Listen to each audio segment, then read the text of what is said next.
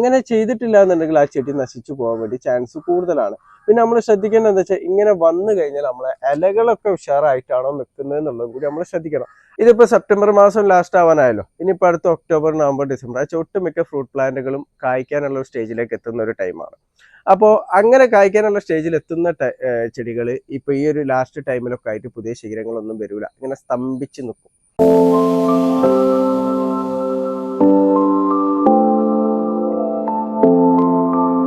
Hi, നമസ്കാരം. ഫാസിലാണ്. എൻ്റെ പുതിയ വീഡിയോയിലേക്ക് എല്ലാവർക്കും സ്വാഗതം. ഞാൻ ഇന്ന് പറയാൻ വേണ്ടി പോകുന്നത് നിങ്ങൾ തമ്പലയിൽ കണ്ട പോലെ തന്നെയാണ് കേട്ടോ. കാരണം നമ്മൾ വീട്ടിലിപ്പോൾ ഫ്രൂട്ട് പ്ലാന്റ് ആണെങ്കിലും ഏത് ചെടി നമ്മൾ നട്ട് കഴിഞ്ഞിട്ട് ചെടികൾ ചിലപ്പോൾ കാണാം ഒരു 3-4 മാസം അനക്കമില്ലാതെ ഇരിക്കുന്നു. കാരണം നമ്മൾ ചിലപ്പോൾ വളങ്ങൾ ഇട്ട് കൊടുത്തിട്ടുണ്ടാവും, ചിലർ വളം ഇട്ട് കൊടുത്തിട്ടും ഉണ്ടാവില്ല. അപ്പോൾ ഇതിങ്ങനെ അനക്കമില്ലാതിരിക്കുന്ന എന്ത് കാരണത്താലാണ്?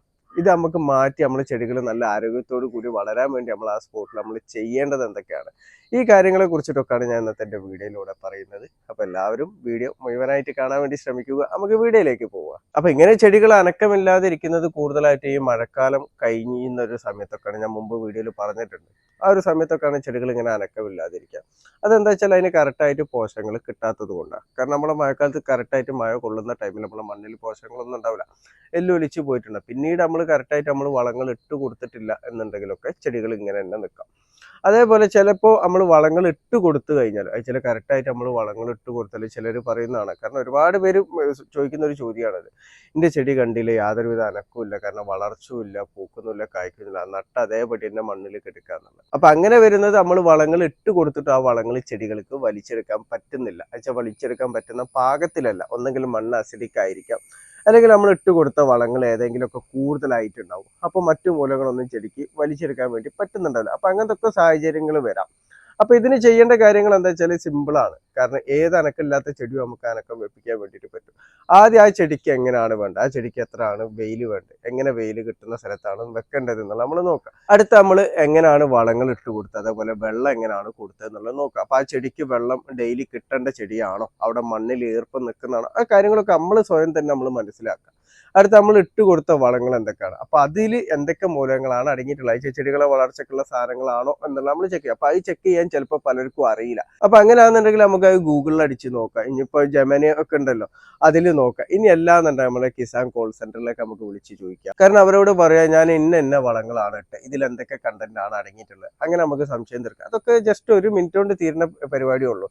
ഇനിയിപ്പോൾ നമ്മളെ തൊട്ടടുത്ത് കൃഷി വകുപ്പൊക്കെ ഉണ്ടെന്നുണ്ടെങ്കിൽ അവിടെ പോയിട്ട് നമ്മൾ ചോദിക്കാം. ആരും ഇതിന് ഉത്തരം പറഞ്ഞു തരുന്നതാണ്. നിങ്ങൾ ഇട്ട് കൊടുത്ത വളം എന്താന്നുള്ളത് നിങ്ങൾ ആദ്യം മനസ്സിലാക്കി വെക്കണം. അപ്പൊ നമ്മൾ വെള്ളം കൊടുക്കുന്നത് എങ്ങനെയാണെന്നുള്ള നമ്മൾ മനസ്സിലാക്കി, ആ ചെടിക്ക് എത്ര വെള്ളം കിട്ടേണ്ടതെന്നുള്ള നമ്മൾ മനസ്സിലാക്കി, ചെടിക്ക് എത്ര വെയിൽ കിട്ടണം, നമ്മൾ നട്ടത് എങ്ങനെയാണെന്നുള്ള നമ്മൾ മനസ്സിലാക്കി, വളങ്ങൾ നമ്മൾ എന്താണ് കൊടുത്തതെന്നുള്ളത് നമ്മൾ മനസ്സിലാക്കി. അപ്പൊ അതിൽ നമുക്കൊരു ഉത്തരം കിട്ടും. നമ്മൾ കൊടുത്ത വളങ്ങൾ കറക്റ്റ് അല്ല, ചെടിക്ക് ഇന്ന മൂലകമായിരുന്നു ഇപ്പം കിട്ടേണ്ടതെന്നുള്ള നിങ്ങൾക്ക് മനസ്സിലാക്കാൻ വേണ്ടിയിട്ട് പറ്റും. എന്നിട്ട് നമ്മൾ ചെയ്യേണ്ടത് എന്താ വെച്ചാൽ നമ്മൾ ആദ്യം ഒന്ന് കുമ്മായ ഇട്ടിട്ടോ അല്ലെങ്കിൽ ഡോളോമേറ്റ് ഇട്ടിട്ടോ നമ്മളൊന്ന് മണ്ണ് ട്രീറ്റ് ചെയ്യാം. അപ്പോൾ നല്ലതെന്ന് പറഞ്ഞാൽ ഇതുപോലെ മുരടിച്ച് നിൽക്കുകയാണ് ചെടി, കാരണം യാതൊരു അനക്കമില്ലാതെ മുരടിച്ച് നിൽക്കുകയെന്നുണ്ടെങ്കിൽ, കാരണം വേരുകൾക്ക് എന്തെങ്കിലും ക്ഷത ഏറ്റാൽ അല്ലെങ്കിൽ വേരുകൾക്ക് എന്തെങ്കിലും രോഗബാധ ഏറ്റാൽ അങ്ങനെയൊക്കെ ഏറ്റ് കഴിഞ്ഞാൽ ചെടികൾ അനങ്ങാതിരിക്കുകയല്ല ചെയ്യുക. സ്റ്റാർട്ടിങ്ങിൽ കുറച്ച് ടൈമിൽ അനങ്ങാതിരിക്കും, പിന്നെ ഇലകളിൽ മഞ്ഞളിപ്പോൾ, പിന്നെ ചെടി ഉണങ്ങി പോവുക ചെയ്യുക. അല്ലാതെ ചെടികൾ ഒരു 3-4 മാസം അല്ലെങ്കിൽ 5-6 മാസം ഇങ്ങനെ സ്റ്റക്കായിട്ടൊന്നും ചെടികൾ ഒരു കാരണവശാലും വേരുകൾക്ക് ക്ഷതമേറ്റാലോ അതേപോലെ തന്നെ എന്തെങ്കിലും ഫംഗൽ ഇൻഫെക്ഷനോ വേരുകൾക്ക് ഏറ്റാലൊന്നും ചെടികൾ അങ്ങനെ നിൽക്കൂല. അപ്പൊ അങ്ങനെ പലരും തെറ്റിദ്ധരിക്കുന്നുണ്ട്, എൻ്റെ ചെടി നശിച്ചു പോയതാണോ എന്നുള്ള രീതിയിൽ. അങ്ങനെ നിൽക്കില്ല. കാരണം ചെടികൾ വളർച്ചയിലേക്ക് എത്താതെ മുരടിച്ച് നിൽക്കുന്നതാണ്. ചെടികളിൽ എപ്പോഴും ജീവൻ ഉണ്ടാവും, തണ്ടിലൊക്കെ ജീവൻ ഉണ്ടാവും. അപ്പൊ നമ്മൾ ചെയ്യേണ്ടത് എന്താ വെച്ചാൽ ആദ്യം നമ്മൾ കുമ്മായ ഇട്ടിട്ടോ അല്ലെങ്കിൽ ഡോളോമേറ്റ് ഇട്ടോ ട്രീറ്റ് ചെയ്യുക. അപ്പോൾ ഇങ്ങനെ സ്തംഭിച്ച് നിൽക്കുന്ന ചെടിയൊക്കെ ആണെന്നുണ്ടെങ്കിൽ കുമ്മായ ഇട്ട് മണ്ണൊന്ന് ട്രീറ്റ് ചെയ്യുന്നതാണ് നല്ലത്. അപ്പൊ കുമ്മായം എന്ന് പറഞ്ഞപ്പോൾ ചെറിയ തൈയാണ് നമ്മൾ, അപ്പോൾ ഒരു 2 അടീൻ്റെ ഒരു മാവാണ് നമ്മൾ മണ്ണിലാണ് നട്ടതെന്നുണ്ടെങ്കിൽ നമ്മൾ എന്താ ചെയ്യേണ്ടത് വെച്ചാൽ ആദ്യം നമ്മളൊന്ന് മണ്ണ് ചുറ്റിലൊന്ന് ഇളക്കുക. ആ ചെടിന്റെ തണ്ടിന്ന് 1 അടി വിട്ടിട്ട് ചുറ്റിലൊന്ന് മണ്ണ് നല്ലോണം ഇളക്കിയതിന് ശേഷം അതിലേക്ക് നമ്മൾ ഒരു പിടിന്റെ അടുത്ത് കുമ്മായ ഇട്ടാൽ ഒരു പിടിന്റെ അടുത്ത് കുമ്മായ ഒന്ന് വിതറിയിട്ടൊന്ന് മണ്ണ് നല്ലോണം ഇളക്കി കൊടുക്കുക. എന്നിട്ട് അതിന്റെ മേലെ എന്തെങ്കിലും ഒന്ന് പൊതട്ട് കൊടുക്കുക. കരിയില പച്ചില പൊതട്ടിട്ട് നമ്മൾ ഡെയിലി ഒന്ന് നനച്ചു കൊടുക്കുക. എന്നിട്ട് ഒരു 10 മുതൽ 15 ദിവസം കഴിഞ്ഞതിന് ശേഷം നമ്മൾ ജൈവ അടിവളങ്ങൾ ഉണ്ടല്ലോ, അത് നമുക്ക് പല രീതിയിൽ നമുക്ക് കൊടുക്കാൻ വേണ്ടി പറ്റും. ഇപ്പൊ നമുക്ക് ചാണകപ്പൊടി ആയിട്ട് കൊടുക്കാം. ഇനി ചാണകപ്പൊടി, കോഴിക്കാഷ്ടം, അതേപോലെ ആട്ടിൻകാഷ്ടം കൂടി മിക്സ് ചെയ്തിട്ട് 3 മിക്സ് വാങ്ങാൻ കിട്ടും. അങ്ങനെയാണെങ്കിൽ അങ്ങനെ കൊടുക്കാം. അപ്പോൾ അല്ലാതെ നമ്മളെ വീട്ടിലുള്ള കോഴിക്കാഷ്ടം ആട്ടുകാഷ്ടം എടുക്കുന്നതെന്നുണ്ടെങ്കിൽ അത് നല്ല രീതിയിൽ കമ്പോസ്റ്റ് ചെയ്തിട്ട് എടുക്കാൻ വേണ്ടിയിട്ട് ശ്രദ്ധിക്കുക. ഇപ്പൊ മഴക്കാലത്തോ അല്ലെങ്കിൽ മഴക്കാലം വിട്ടു നിൽക്കുന്ന ഈ ഒരു സമയത്തൊക്കെ ആണെങ്കിൽ കോഴിക്കാഷ്ടം അതേപോലെ ആട്ടുകാഷ്ടം നമ്മൾ കൂടുതൽ ഇട്ട് കൊടുത്തിച്ച് കുഴപ്പമില്ല. അതേ സ്ഥാനത്ത് നമ്മൾ നല്ല ചൂടുള്ള സമയം ഇപ്പൊ ഏപ്രിൽ മെയ് മാസമൊക്കെ ആണെന്നുണ്ടെങ്കിൽ നമ്മൾ മാർച്ചിലൊക്കെ വളം ഇട്ട് കൊടുക്കുകയെന്നുണ്ടെങ്കിൽ ഒരിക്കലും കോഴിക്കാഷ്ടം അല്ലെങ്കിൽ ആട്ടുകാഷ്ടം കൂടുതലായിട്ട് ഇട്ട് കൊടുക്കരുത്. കാരണം അത് ചൂടുള്ള ഒരു വളമാണത്. അപ്പൊ കമ്പോസ്റ്റ് ചെയ്തതാണെന്നുണ്ടെങ്കിൽ നമുക്ക് ഇട്ട് കൊടുക്കാം. എന്നിട്ട് ഇതിന്റെ കൂടെ തന്നെ നമ്മൾ ജൈവ വളങ്ങൾ ഇപ്പൊ എല്ലുപൊടി പൊടിച്ചത്, അതുപോലെ വേപ്പ് പിണ്ണാക്ക് പൊടിച്ചത്, കടലപ്പിണ്ണാക്ക് പൊടിച്ചത്, ഇനി നമ്മളെ കൈമിൽ മറ്റെന്തെങ്കിലും കമ്പോസ്റ്റ് വളങ്ങളുണ്ട് അതൊക്കെ ഉണ്ടെങ്കിൽ അതൊക്കെ നമുക്ക് ഇതിന്റെ കൂടെ ആഡ് ചെയ്യാം. ഇനിയിപ്പോൾ അതില്ല എന്നുണ്ടെങ്കിൽ നമുക്ക് വളക്കടയിൽ നമുക്ക് മീൽ വാങ്ങാൻ വേണ്ടി കിട്ടും. അത് സൂപ്പർ മീൽ എന്ന് പറഞ്ഞിട്ടോ മൾട്ടി മീൽ എന്ന് പറഞ്ഞിട്ടൊക്കെ നമുക്ക് മീൽ വാങ്ങാൻ വേണ്ടി കിട്ടും. അപ്പൊ അതിൽ എന്തൊക്കെ കണ്ടന്റാന്നുള്ളതൊക്കെ ആ വളക്കടയിൽ ചോദിച്ചാൽ അവർ പറഞ്ഞു തരും. കാരണം ചില മീലില് നമ്മളെ കടലപ്പിണ്ണാക്ക് പൊടിച്ചത് ഉണ്ടാവില്ല, പക്ഷെ ചില മീലിൽ ഇതെല്ലാം കൂടി ഉള്ളതായിരിക്കും. ചില മീലിൽ ബയോ പൊട്ടാഷ് ഉണ്ടാവില്ല, ചില മീലിൽ ബയോ പൊട്ടാഷ് ഒക്കെ ആഡ് ചെയ്തിട്ടുള്ളതായിരിക്കും. അപ്പൊ അത് എന്തൊക്കെ കണ്ടന്റ് ആണ് ആ മീലിൽ അടങ്ങിയിട്ടുള്ളത് നമ്മളൊന്ന് ചോദിച്ച് മനസ്സിലാക്കിയാൽ മതി. ഞാൻ എല്ലാന്നുണ്ടെങ്കിൽ അതിൽ ലേശം ഒന്ന് ലൂസ് വാങ്ങിയാൽ മതി. ഇതൊന്നും കിലോന് വലിയ വില കൊടുക്കേണ്ട സാധനങ്ങളൊന്നുമല്ല. 30 40 ഒക്കെ വില വരുന്ന സാധനങ്ങൾ മാത്രമാണ്. അപ്പൊ ഈ ഒരു ചെടിക്ക് മാത്രമാണെന്നുണ്ടെങ്കിൽ നമുക്ക് ഒരു 1/2 കിലോന്റെ അടുത്ത് മീൽ മതി. അയച്ച ഒരുപാട് കിലോനൊന്നും നമ്മൾ വാങ്ങിയിട്ട് കൊടുക്കണ്ട. അപ്പൊ ചാണകപ്പൊടി ഇപ്പൊ നമ്മളൊരു 1.5 കിലോ ചാണകപ്പൊടി എടുത്താൽ അതിലേക്ക് ഒരു 1/2 കിലോ മീല്, ഇനി വീട്ടിലുണ്ടാക്കണം എന്തെങ്കിലും കിച്ചൺ വേസ്റ്റ് കമ്പോസ്റ്റ് എന്തെങ്കിലും ഉണ്ടാകും, കമ്പോസ്റ്റ് ഒക്കെ ഇട്ടിട്ട് ഈ 10 കുമ്മായിട്ട് ട്രീറ്റ് ചെയ്ത് ഒരു 10-15 ദിവസം കഴിഞ്ഞതിന് ശേഷം നമ്മൾ ചുവട്ടിലായിട്ട് അടിവളമായിട്ട് ഇട്ട് കൊടുക്കുക. എന്നിട്ട് വീണ്ടും അതിന്റെ മേലെ പുതട്ടിട്ട് നമ്മളൊന്ന് നനച്ച് കൊടുക്കുക. അപ്പൊ നനച്ച് കൊടുത്തതിന് ശേഷം ഒരു 2 ആഴ്ച കഴിഞ്ഞതിന് ശേഷം ആ ചെടിന്റെ തണ്ടിന്റെ മേലിന് ഒരു തട്ട് ഇലൊക്കെ വിട്ടിട്ട് നമ്മളൊന്ന് പ്രൂൺ ചെയ്ത് കൊടുക്കുക. 100% ഞാൻ ഗ്യാരണ്ടിയിൽ പറയാം, ഒരു മാസം കഴിഞ്ഞാൽ നിങ്ങൾ കറക്റ്റ് വെള്ളം കൊടുക്കണം, കറക്റ്റ് സൂര്യപ്രകാശം കിട്ടണം. ഇതേപോലെ നിങ്ങൾ ചെയ്യാന്നുണ്ടെങ്കിൽ ഒരു 2 ആഴ്ചൻ്റെ ഉള്ളിൽ നിങ്ങളുടെ ചെടിയിൽ ശിഖരങ്ങൾ വരുന്നതാണ്. അത് ഇനിയിപ്പോൾ നിങ്ങൾ മഴക്കാലത്തൊക്കെയാണ് കൊണ്ടുപോയി ചെയ്തതെന്നുണ്ടെങ്കിൽ ശിഖരങ്ങൾ അങ്ങനെ വരില്ല കേട്ടോ. കാരണം ആ ഒരു 2 മാസമെങ്കിലൊക്കെ ചിലപ്പോൾ എടുക്കും.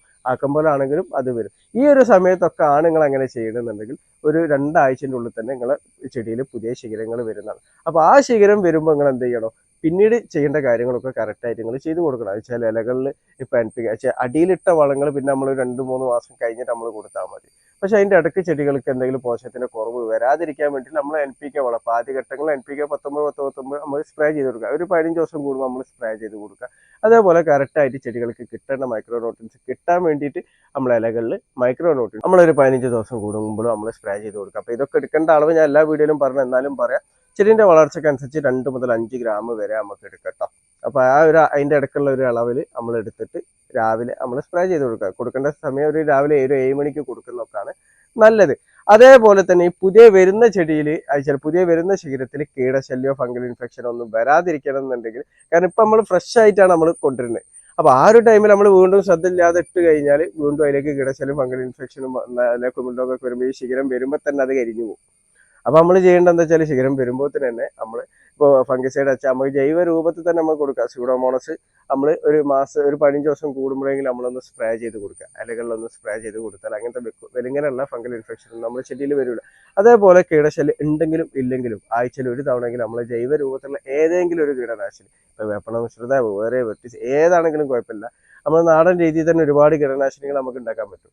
അപ്പൊ ഇത് നമ്മൾ ഒരു ആഴ്ചയിൽ ഒരു ദിവസം കീടശല്യം ഉണ്ടെങ്കിലും ഇല്ലെങ്കിലും മുടങ്ങാതെ വൈകുന്നേരങ്ങളിൽ അങ്ങോട്ട് സ്പ്രേ ചെയ്ത് കൊടുക്കുക. അപ്പൊ എങ്ങനെ ചെയ്താൽ നമ്മൾ പുതുതായിട്ട് മുളച്ച് വരുന്ന ശരീരത്തെ നമുക്ക് വളർച്ചയിൽ എത്തിക്കാൻ വേണ്ടിയിട്ട് പറ്റും. അപ്പോൾ പല പ്ലാന്റുകളും ഇങ്ങനെ മുളച്ച് വരുന്നത്, ഇപ്പോൾ പേരക്കൊക്കെ ആണെന്നുണ്ടെങ്കിൽ നമുക്ക് എല്ലാ ടൈമിലും നമുക്ക് പ്രൂൺ ചെയ്ത് കൊടുക്കാം. കാരണം നല്ല മഴയുള്ള ടൈമിലോ നല്ല ചൂടുള്ള ടൈമിലോ അല്ലാത്ത ടൈമിലൊക്കെ നമ്മൾ പ്രൂൺ ചെയ്ത് അധികം പേരക്കയിലൊക്കെയാണ് ഇങ്ങനെ സ്തംഭിച്ച് നിൽക്കുക. അപ്പോൾ ഇതേപോലെ വളങ്ങൾ ഇട്ട് കൊടുത്തിട്ടൊന്ന് പ്രൂൺ ചെയ്ത് കൊടുക്കുക എന്നുണ്ടെങ്കിൽ അതിന് പുതിയ ശിഖരം വരുമ്പോൾ തന്നെ അത് പൂവിട്ട് വരും. അങ്ങനെ പൂവിട്ട് വരുന്ന ഒരുപാട് പ്ലാന്റുകളുണ്ട്. ബേറാപ്പിൾ, അതേപോലെ സ്വീറ്റ് അമ്പഴ, ഇതൊക്കെ നമ്മൾ ഇതേപോലെ പ്രൂൺ ചെയ്ത് കൊടുത്താൽ അതിൽ പൂവിട്ടിട്ടാണ് വരിക. ഇനി അടുത്ത് നമ്മൾ ശ്രദ്ധിക്കേണ്ടത് എന്താ വെച്ചാൽ, ഇതിപ്പോ സെപ്റ്റംബർ മാസം ലാസ്റ്റ് ആവാനായല്ലോ. ഇനിയിപ്പോൾ അടുത്ത ഒക്ടോബർ നവംബർ ഡിസംബർ ഒട്ടുമിക്ക ഫ്രൂട്ട് പ്ലാന്റുകളും കായ്ക്കാനുള്ള സ്റ്റേജിലേക്ക് എത്തുന്ന ഒരു ടൈമാണ്. അപ്പോൾ അങ്ങനെ കായ്ക്കാനുള്ള സ്റ്റേജിൽ എത്തുന്ന ചെടികൾ ഇപ്പൊ ഈ ഒരു ലാസ്റ്റ് ടൈമിലൊക്കെ ആയിട്ട് പുതിയ ശിഖരങ്ങളൊന്നും വരില്ല, ഇങ്ങനെ സ്തംഭിച്ച് നിൽക്കും. അപ്പൊ ഈ സ്തംഭിച്ച് നിൽക്കുന്ന 2 കാരണങ്ങളുണ്ട് കേട്ടോ. ഒന്നാമത്തെ കാരണം ഞാൻ പറഞ്ഞല്ലോ, മഴക്കാലം മാറി ടൈമിൽ മണ്ണിൽ പോഷകങ്ങൾ ഉണ്ടല്ലോ, അപ്പൊ നമ്മൾ കറക്റ്റ് വളങ്ങൾ ഇട്ട് കൊടുത്ത് ഇല്ലാന്നുണ്ടെങ്കിലും ഇതേപോലെ സ്തംഭിച്ചെടുക്കും. അപ്പൊ അതിന് ഞാൻ മുമ്പ് പല വീഡിയോയിലും ഞാൻ പറഞ്ഞിട്ടുണ്ട്, നമ്മളൊരു ഓഗസ്റ്റ് മാസം പകുതിക്ക് ശേഷം സെപ്റ്റംബർ ഒരു 10-15 ഇടക്കായിട്ട് നമ്മളൊന്ന് മണ്ണ് ട്രീറ്റ് ചെയ്ത്, ഞാനിപ്പോൾ നേരത്തെ പറഞ്ഞ പോലെ മണ്ണൊന്ന് കുമ്മായ ഇട്ടിട്ടൊന്ന് ട്രീറ്റ് ചെയ്തതിന് ശേഷം നമ്മൾ ജൈവ വളങ്ങൾ നമ്മൾ ഇട്ട് കൊടുക്കണം എന്നുള്ളത്. അത് മണ്ണിലാണെങ്കിലും പോട്ടിലാണെങ്കിലും നമ്മൾ അങ്ങനെ ഇട്ട് കൊടുക്കുന്നത് നല്ലതാണ്. അപ്പൊ ഇങ്ങനെ നമ്മൾ ഇട്ട് കൊടുത്തിട്ടും ചെടി ഇങ്ങനെ സ്തംഭിച്ച് നിൽക്കുകയാണെന്നുണ്ടെങ്കിൽ ആ ചെടി പോയിട്ട് നമ്മൾ പ്രൂൺ ചെയ്യാൻ വേണ്ടി നിൽക്കണ്ട. കാരണം നമ്മളൊരു കായ്ക്കാനുള്ള ഒരു സ്റ്റേജിലുള്ള ചെടികൾ ഒരു കാരണവശാലും ഈ ടൈമിലൊന്നും നമ്മൾ പ്രൂൺ ചെയ്യരുത്. കാരണം അത് കായ്ക്കണം എന്നുണ്ടെങ്കിൽ അതിന്റെ ലീഫ് ഇപ്പൊ മാവിനൊക്കെ പ്രത്യേകിച്ച് പുതിയ ശീലങ്ങൾ വന്ന ഒരു 3 മാസം ആയതിനു ശേഷമാണ് അതിൽ പൂവിട്ട് വരിക. അച്ഛാ ഞാൻ നേരത്തെ പേരൊക്കെ പറഞ്ഞല്ലോ, ശീലങ്ങൾ വരുന്ന കൂട്ടത്തിൽ തന്നെ അതിൽ പൂവിട്ട് കൊണ്ട് വരുന്നുള്ള. മാവ് അങ്ങനെയല്ല. മാവ് നമ്മളിപ്പോ ഒരു പുതിയ തളിരില വന്നു കഴിഞ്ഞാൽ ആ തളിരില ഒരു 3 മാസമെങ്കിലും പ്രായമാകുമ്പോഴാണ് അതിൽ പൂവിട്ട് വരിക. അപ്പൊ ആ പൂവിടാനുള്ള സ്റ്റേജിൽ ഇങ്ങനെ നിൽക്കായിരിക്കും. അപ്പൊ നമ്മൾ വിചാരിക്കും ഇതെന്താണ് വളർച്ചയിലേക്ക് എത്താതെ മുരടിച്ചിക്കാലോ, അന്ന് പ്രൂൺ ചെയ്ത് കൊടുക്കാന്ന് വെച്ചിട്ട് നമ്മൾ പ്രൂൺ ചെയ്ത് കൊടുക്കും. അങ്ങനെ ഒരു കാരണവശാലും പ്രൂൺ ചെയ്ത് കൊടുക്കരുത്. അപ്പൊ ശ്രദ്ധിക്കേണ്ടത് എന്താ വെച്ചാൽ ഇപ്പൊ കായ്ക്കാനുള്ള ഒരു സ്റ്റേജിലുള്ള ഒരു പ്ലാന്റ് ആണ്, ഒരു മാവാണ്. അപ്പൊ അത് കായ്ക്കുന്നത് ഇപ്പൊ ഈ ഒരു മാസങ്ങളിലാണ്. അപ്പൊ അങ്ങനെ സ്തംഭിച്ചിക്കാന്നുണ്ടെങ്കിൽ നമ്മൾ വളങ്ങൾ ഇട്ട് കൊടുത്തിട്ടില്ലെങ്കിൽ വളങ്ങൾ മാത്രം ഇട്ട് കൊടുത്താൽ മതി. ഒരു കാരണവശാലും നമ്മൾ പ്രൂൺ ചെയ്യേണ്ട. അതേ സ്ഥാനത്ത് നമ്മൾ കായ്ക്കാനുള്ള ഒരു ചെടിയല്ല, ചെറിയൊരു ചെടിയാണ്, നട്ടിട്ടായി തീരെ വളർച്ച ഇല്ലാതിരിക്കാന്നുണ്ടെങ്കിൽ ഈ ടൈമിലും നമുക്ക് പ്രൂൺ ചെയ്ത് കൊടുക്കാൻ വേണ്ടി പറ്റുന്നതാണ് കേട്ടോ. ഇനി 2 കാര്യം കൂടി ഞാൻ ഈ വീഡിയോയിൽ പറയുന്നുണ്ട്. അതിൽ ഒന്നാമത്തെ കാര്യം എന്ന് പറഞ്ഞാൽ നമ്മൾ 2 രീതിയിൽ കൃഷി ചെയ്യുന്ന ആൾക്കാരുണ്ട്. ഒന്നാമത്തെ രീതി എന്ന് പറഞ്ഞാൽ നമ്മൾ പ്രാന്തന അയച്ച കൃഷി എന്ന് പറഞ്ഞാൽ നമുക്ക് അത്രക്കും പ്രാന്തായിട്ട് കൃഷി ചെയ്യുന്നവർ. അപ്പൊ അങ്ങനെ കൃഷി ചെയ്യുന്നവർക്ക് എന്ന് പറഞ്ഞാൽ ഇങ്ങനെ കീടശല്യം വരില്ല, ഇങ്ങനെ രോഗങ്ങൾ വരില്ല, കറക്റ്റായിട്ട് തന്നെ കായ്ഫലം ഉണ്ടാക്കിയെടുക്കാൻ വേണ്ടി പറ്റും. കാരണം അവരെപ്പോഴും അവരുടെ മൈൻഡിൽ കൃഷി കൃഷി കൃഷി എന്നാണ്. അപ്പൊ പലരും അങ്ങനത്തെ ആൾക്കാരുണ്ട്. അയച്ചാൽ കൃഷി എന്ന് പറഞ്ഞാൽ ഭയങ്കര, എനിക്ക് തന്നെ എന്നോട് മെസ്സേജ് അയക്കുന്ന ഒരുപാട് ആൾക്കാരെ എനിക്കറിയാം. ഓരോ ജീവിതം തന്നെ ആ കൃഷിയിലാണ് പോകുന്നത്.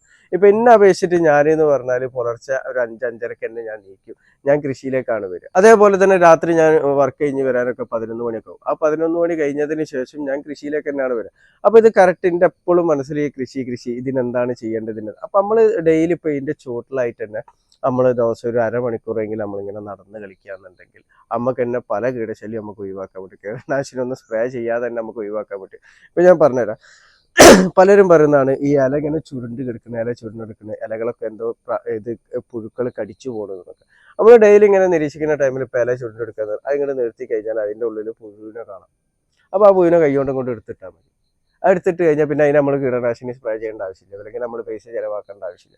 അതേപോലെ നമ്മളെ മീലിമൂട്ടിന്റെ ഇപ്പൊ പലർക്കും കാണാം ചെടീന്റെ മേലെ ഉറുമ്പ് ശല്യം വരുന്നത്. ചെടീന്റെ മേലെ എനിക്ക് ഫോട്ടോ അയച്ചു തരും, വെള്ള പൂപ്പല് പോലെ ഇങ്ങനെ കിടക്കുന്നുണ്ട്. അത് മീലിമൂട്ടിന്റെ ആണ്. അപ്പൊ അതൊക്കെ നമ്മളിങ്ങനെ കാണാന്നുണ്ടെങ്കിൽ അതിന്റെ ഇവിടുന്ന് തണ്ടിന്റെ ഇവിടുന്ന് അങ്ങോട്ട് കൈകൊണ്ട് എടുത്തിട്ട് ഒഴിവാക്കാം. അപ്പൊ ഫുള്ളായിട്ട് ആ ചെടി ഒന്ന് നിരീക്ഷിക്കുക, അവർക്ക് എടുത്ത് കൈകൊണ്ട് എടുത്ത് മാറ്റാന്നുണ്ടെങ്കിൽ അവിടെ നമുക്ക് ഉറുമ്പ് ശല്യം നമുക്ക് തടുക്കാൻ വേണ്ടി പറ്റും. അതേപോലെ മീലിമൂട്ടിന്റെ ആക്രമണമൊക്കെ നമ്മൾ അപ്പൊ ഡെയിലി നമ്മളിങ്ങനെ നോക്കാന്നുണ്ടെങ്കിൽ വലിയ നമ്മുടെ ചെടിയിൽ കീടശല്യം വരൂല. ഇടശല്യം മാത്രമല്ല, രോഗങ്ങളും വരൂല. അപ്പോൾ നമുക്ക് കൂടുതലായിട്ട് പൈസ ചെലവാക്കേണ്ട ആവശ്യമില്ല. അതേപോലെ തന്നെ പോഷകക്കുറവ് എന്തെങ്കിലും ഉണ്ടെന്നുണ്ടെങ്കിൽ ഇത് നല്ല രീതിയിൽ വന്നതിന് ശേഷം നമ്മൾ ട്രീറ്റ് ചെയ്യുമ്പോഴാണ് നമുക്ക് ഒരുപാട് മെനക്കെട്. കാരണം നമ്മൾ ചെയ്യുന്നത് ശരിയായില്ല എന്നുണ്ടെങ്കിൽ ചെടികൾ പിന്നെ പുതിയ ശീലങ്ങൾ വരാതിരിക്കുക, അല്ലെങ്കിൽ ചെടികൾ വീണ്ടും മറ്റു ചെടികളിലേക്ക് ആ രോഗങ്ങൾ വരിക. ഇതൊക്കെ നമ്മൾ ശ്രദ്ധിക്കാതെ വരുമ്പോഴാണ് ഇതാക്കുന്നത്. ഇപ്പൊ പോഷകങ്ങൾ കുറവുണ്ടെങ്കിൽ നമ്മൾ ഡെയിലി ഇങ്ങനെ നോക്കുകയെന്നുണ്ടെങ്കിൽ ആ ചെടിക്ക് ഇപ്പോൾ ബോറോണിന്റെ ഡെഫിഷ്യൻസി ഉണ്ടെന്നുണ്ടെങ്കിൽ നമ്മൾ നോക്കുന്ന ടൈമിൽ തന്നെ നമുക്ക് മനസ്സിലാവും ഇനി ബോറോണിന്റെ ഡെഫിഷ്യൻസി വരാൻ തുടങ്ങി. അപ്പൊ അത് ഇലകളിൽ ഫോളിയർ ആപ്ലിക്കേഷൻ പോയി നമ്മൾ സ്പ്രേ ചെയ്ത് കൊടുത്തു കഴിഞ്ഞാൽ ചെടിക്ക് അപ്പം കിട്ടേണ്ട സാധനം കിട്ടും. അതേ സ്ഥാനത്ത് നല്ല രീതിയിൽ ഇപ്പോൾ ഒരു മൂലകത്തിന്റെ ഡെഫിഷ്യൻസി വന്നിട്ട് നമ്മൾ പെട്ടെന്ന് സ്പ്രേ ചെയ്ത് കൊടുത്താൽ അതിന്റെ ഫലം കറക്റ്റ് നമുക്ക് കിട്ടണമെന്നില്ല. അപ്പൊ നമ്മൾ എന്ത് ചെയ്യേണ്ടി വരും, വീണ്ടും ഇതേപോലെ മണ്ണൊക്കെ ട്രീറ്റ് ചെയ്ത് ജൈവ അടിവളങ്ങളൊക്കെ ഇട്ടിട്ട് വീണ്ടും അന്ന് കട്ട് ചെയ്ത് കൊടുക്കുക. പുതിയ ശിഖരം വരുമ്പോൾ നമ്മൾ അത് കറക്റ്റായിട്ട് കൊണ്ടുപോകേണ്ടി വരും. അപ്പൊ ഇങ്ങനെ ഒന്നും മെനക്കെടേണ്ട ആവശ്യമില്ല. നമ്മൾ ഡെയിലി ഒന്ന് നിരീക്ഷിക്കുമ്പോൾ തന്നെ നമുക്ക് ചെടിയിൽ വരുന്ന മാറ്റങ്ങൾ നമുക്ക് മനസ്സിലാക്കാൻ വേണ്ടിയിട്ട് പറ്റും.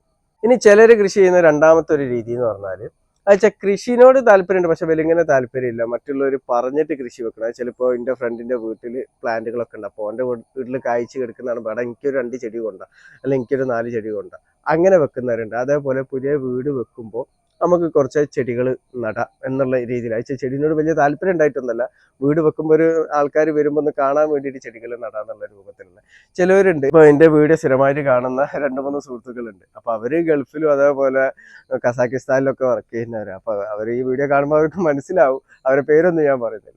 അപ്പൊ അവര് കൃഷി എന്ന് പറഞ്ഞാൽ ഭയങ്കര ഭ്രാന്താ. അപ്പോൾ ഇഷ്ടപ്പെട്ടിട്ട് വീട്ടിൽ ഫ്രൂട്ട് പ്ലാന്റ് വെക്കും, അവര് ഗൾഫിൽ പോകും. പക്ഷെ അവരെ വീട്ടിലുള്ള പാർട്ണർ ആണെന്നുണ്ടെങ്കിൽ, ഇപ്പൊ ഭാര്യ അല്ലെങ്കിൽ വേറെ ആരാണെന്നുണ്ടെങ്കിൽ അവർക്ക് കൃഷിയോട് വലിയ താല്പര്യം ഉണ്ടാവില്ല. അപ്പൊ ഇവര് നോക്കുന്ന പോലെ ആയിരിക്കില്ല അവര് നോക്കുന്നത്. അതിൽ ഒരുപാട് വ്യത്യാസമുണ്ട്. ഇപ്പൊ എന്റെ വീട്ടിൽ തന്നെ നോക്കിയാൽ മതി, എന്റെ വീട്ടിൽ കൃഷിന്റെ ഭ്രാന്തം ഞാൻ മാത്രമേ. അതേപോലെ എന്റെ മക്കളെ ഞാൻ കൂടെ കൂട്ടിയതല്ല, അവരായിട്ട് കൂടെ കൂട്ടണം. അപ്പൊ അതുകൊണ്ട് അവർക്കും കൃഷിയിൽ കുറച്ച് ഇതുണ്ട്. കാരണം ഞാൻ എന്തെങ്കിലും വളം ചെയ്യുകയാണെന്നുണ്ടെങ്കിൽ ഇതൊക്കെ.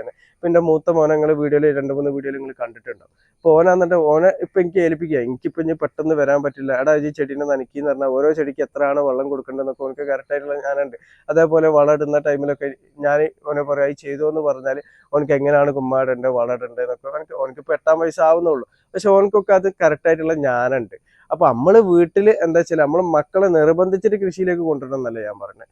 മക്കൾ മക്കളെ നമ്മൾ കൂടെ കൂട്ടണം. മക്കളിപ്പോൾ വരുമ്പോൾ അങ്ങോട്ട് പോയിക്കോ, ഇവിടേക്ക് വരണ്ട, ഞാൻ ചളിയിലാണ് മണ്ണിൽ, അങ്ങനെ മാറ്റാതിരിക്കുക. കാരണം എന്താ വെച്ചാൽ കൃഷി കണ്ടുവരണം മക്കൾ. ഇപ്പൊ ഒട്ടുമിക്ക മക്കളോട് ഇപ്പൊ ചോദിച്ചു കഴിഞ്ഞാൽ ചിലപ്പോൾ ഒരു 3 വയസ്സ് മുതൽ 10 വയസ്സുള്ള കുട്ടികളോടൊക്കെ ഇപ്പൊ ചോദിച്ചാൽ മതി ഈ തക്കാളി എങ്ങനെയാണ് നമുക്ക് കിട്ടുന്നതെന്ന് ചോദിച്ചാൽ കുട്ടികൾ പറയും അത് ഇപ്പൊ നമ്മൾ പീടികയിൽ നിന്നാണ് കിട്ടുന്നത്. കാരണം ഇത് കൃഷി ചെയ്തിട്ടാണ് ഉണ്ടാക്കുന്നത് എന്നുള്ളത് പല കുട്ടികൾക്കും അറിയില്ല. ഇപ്പൊ ഞാനിപ്പോ 80 കാലഘട്ടങ്ങളിൽ ജനിച്ചു വന്ന ആളാണ്. ഞാനെന്ന് പറഞ്ഞാൽ എൻ്റെ വല്യപ്പൊക്കെ കൃഷി ചെയ്യുന്നത്, പാടത്ത് നെൽകൃഷി ചെയ്യുന്നതും വാഴ കൃഷി ചെയ്യുന്നതൊക്കെ കണ്ടുപഠിച്ചു. അത് ഈ ചെറുപ്പം മുതൽ നമ്മളൊക്കെ ഒരു വെക്കേഷനിൽ നാട്ടിലേക്ക് പോയി കഴിഞ്ഞാൽ, മലപ്പുറത്തേക്ക് പോയി കഴിഞ്ഞാൽ അവിടെ പാടത്ത് തന്നെയാണ് നമ്മളുണ്ടാവുക. അവിടെ കൃഷിയും കാര്യങ്ങളും മീൻ പിടിക്കുന്നതൊക്കെ ആയിട്ട് നമ്മൾ വളർന്ന, അതേപോലെ 90 കാലഘട്ടങ്ങളിൽ ജനിച്ചവരും ഇത് നല്ല രീതിയിൽ കണ്ടവരാണ്. പക്ഷെ ഇപ്പൊ 2000 കാലഘട്ടങ്ങളിലൊക്കെ ജനിച്ചവരാണെന്നുണ്ടെങ്കിൽ ഇപ്പൊ പാലക്കാട് മലപ്പുറം ജില്ലയിലൊക്കെ ആണെന്നുണ്ടെങ്കിൽ ഓലിപ്പോഴും കാണുന്നുണ്ടാവാം പാടങ്ങളും കൃഷികളും ഉള്ള സ്ഥലത്ത്. അതേപോലത്തെ ഞാനിപ്പോൾ നിൽക്കുന്ന പോലത്തെ നമ്മളെ ടൗണിലൊക്കെ ഉള്ളവരാണെന്നുണ്ടെങ്കിൽ ഇത് കറക്റ്റായിട്ട് കാണണമെന്നില്ല. അപ്പൊ ഇനി വരുന്ന മക്കളൊക്കെ ഇത് കൃഷി ചെയ്തിട്ടാണ് ഇത് ഉണ്ടാക്കുന്നത്. വെച്ചാൽ നമ്മളെ മണ്ണ്, നമ്മളെ വെള്ളം, വളം, വായു, ഇതൊക്കെ ഇതിൽ നിന്നാണ് നമുക്ക് ഭക്ഷണം കിട്ടുന്നത് എന്നുള്ളത് അവരാരും മനസ്സിലാക്കുന്നില്ല. അവരൊക്കെ വിചാരിക്കുന്ന എന്താ, എല്ലാവരും നല്ലട്ട പറഞ്ഞ് ഒട്ടുമിക്ക കുട്ടികൾക്കൊക്കെ എന്നാലും ഇത് അറിയാത്ത കുറെ കുട്ടികളുണ്ട്. കാരണം അവർക്ക് ഇത് പീടികയിൽ നിന്ന് വാങ്ങുന്ന എന്നുള്ള ഒരു ചിന്താഗതി മാത്രമാണ്. അപ്പൊ നമ്മള് വീട്ടിൽ ഇങ്ങനെ കൃഷി ചെയ്യാന്നുണ്ടെങ്കിൽ നമ്മക്കും കൂടി നല്ല രീതിയിൽ താല്പര്യം ഉണ്ടായില്ല നമ്മളെ മക്കള് കൃഷിനെ പറ്റി അറിയാൻ വേണ്ടി പറ്റും. ഇപ്പൊ സ്ഥല സൗകര്യം ഇല്ല, സ്ഥലം ഇല്ല എന്നൊക്കെ പറയുന്നതൊക്കെ വെറുതെ വേസ്റ്റ് ആണ് കേട്ടോ.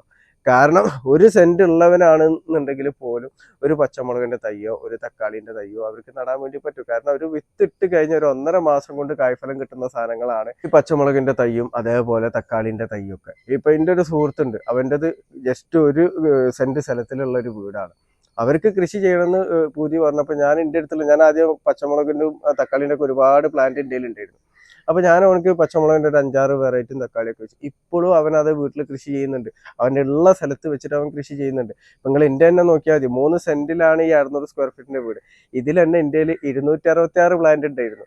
ഇപ്പൊ പച്ചക്കറിയൊക്കെ ഒഴിവാക്കിയപ്പോൾ 167 പ്ലാന്റ് ഇപ്പോഴും എൻ്റെ ഫ്രൂട്ട് പ്ലാന്റ് എൻ്റെ വീട്ടിലുണ്ട്.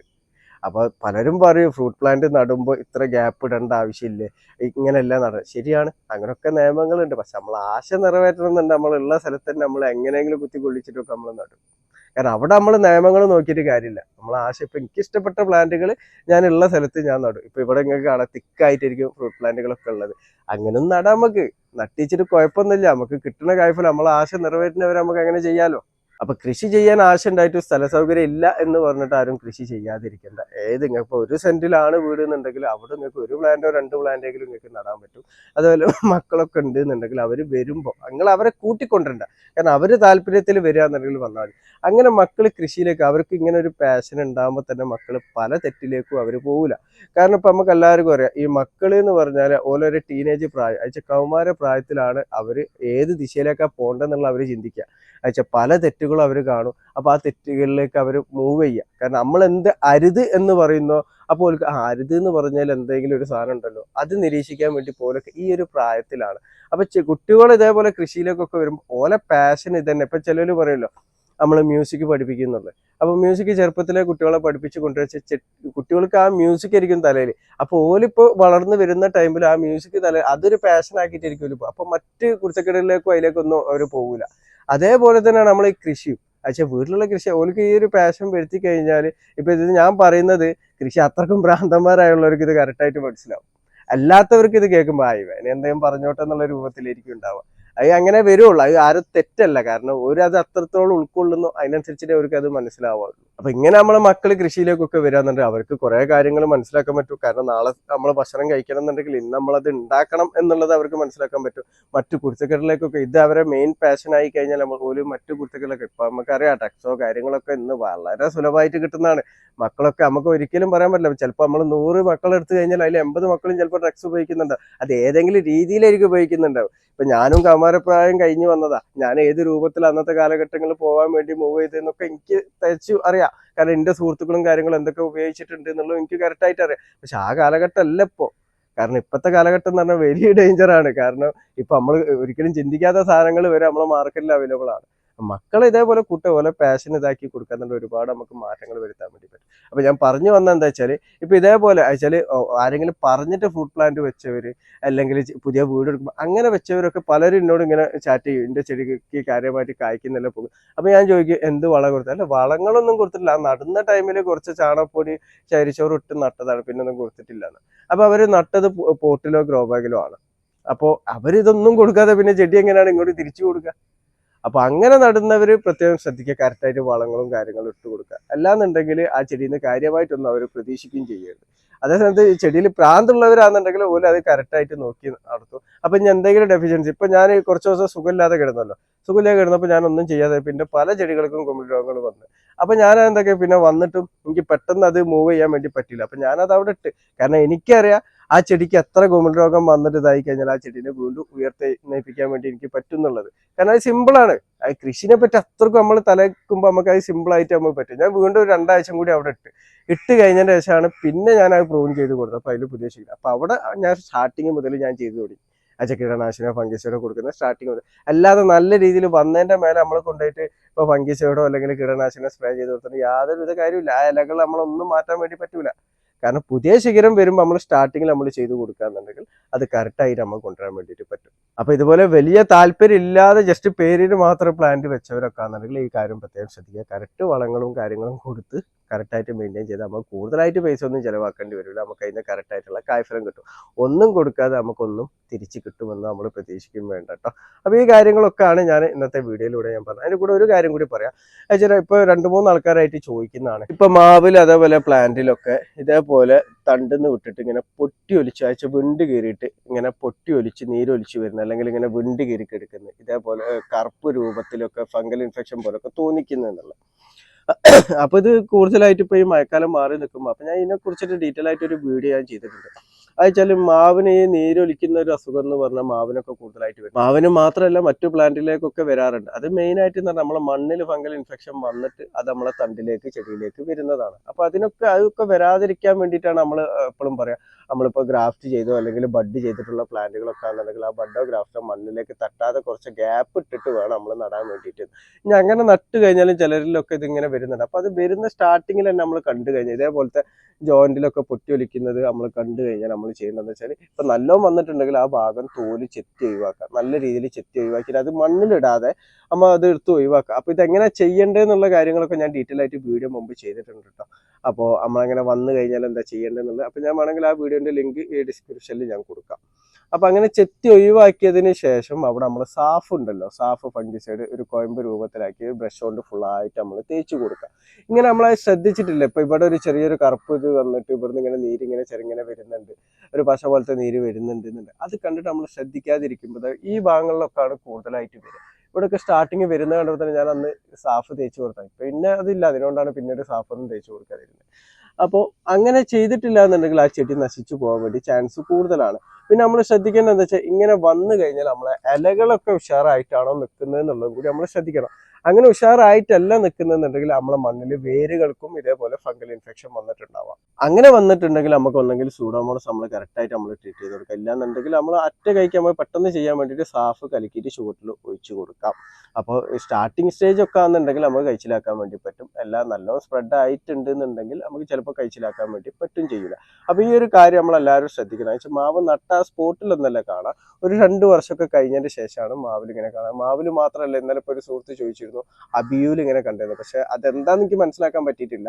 കാരണം ആ സുഹൃത്ത് ഓൾറെഡി എന്നോട് ചോദിക്കുന്നതിന് മുന്നേ തന്നെ അതിന്റെ മേലെ സാഫ് അടിച്ചിരിക്കണം. അപ്പൊ ഇത് നീര് പൊട്ടി ഒലിച്ചതാണോ എന്നുള്ളത് കറക്റ്റായിട്ട് മനസ്സിലാക്കാനും പറ്റിയിട്ടില്ല. അപ്പൊ ഇങ്ങനെയൊക്കെ നമ്മൾ ഫ്രൂട്ട് പ്ലാന്റിൽ നമ്മൾ ഇടയ്ക്കിടയ്ക്ക് നമ്മളൊന്ന് ചെക്ക് ചെയ്ത് കൊടുക്കണം കേട്ടോ. അപ്പൊ ഇങ്ങനെയൊക്കെ കണ്ടു കഴിഞ്ഞാൽ ഇതേപോലെ നമ്മളൊന്ന് സാഫ് ഒന്ന് നല്ല രീതിയിൽ തേച്ച് കൊടുക്കുക. സ്റ്റാർട്ടിങ്ങിൽ തന്നെ തേച്ച് കൊടുക്കാൻ വേണ്ടി ശ്രദ്ധിക്കുക കേട്ടോ. അപ്പൊ ഈ പറഞ്ഞ കാര്യങ്ങളൊക്കെ എല്ലാവരും ഒന്ന് ശ്രദ്ധിക്കുക. അപ്പൊ ഈ വീഡിയോയിൽ ഞാൻ ഒരുപാട് കാര്യങ്ങൾ പറഞ്ഞിട്ടുണ്ട്, മനഃപൂർവ്വം വലിച്ചു നീട്ടിയതല്ല. ഇങ്ങനെ പറഞ്ഞു വരുമ്പോൾ പലരും ചോദിക്കുന്ന സംശയങ്ങൾ മനസ്സിലേക്ക് വരുമ്പോൾ അത് ഈ വീഡിയോയിലൂടെ പറഞ്ഞു പോകുന്നതാണ് കേട്ടോ. അപ്പൊ എന്റെ വീഡിയോ ഇഷ്ടപ്പെട്ട ലൈക്ക് ചെയ്യുക. താങ്ക്